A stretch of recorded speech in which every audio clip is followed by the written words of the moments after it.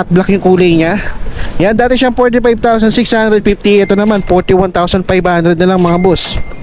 Kagandahan dito, 1,983 na lang yung monthly. Napakababa na nito mga boss. Magana sa bulsa.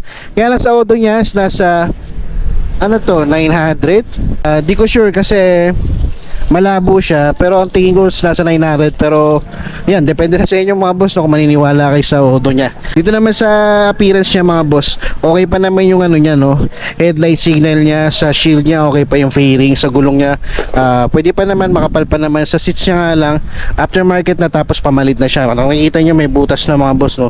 Tapos nandun pa yung grab bar niya sa likod. Tapos dito sa muffler niya napalitan na ng aftermarket, no. So yan, so check nyo na lang dito mga boss kung sakaling matipuan nyo, no. Tapos ito naman matte black din, no. Ito naman 49,843 siya before. Ngayon makukuha mo siya ng 45,312. So sa monthly na ito for 6 months, 2,165.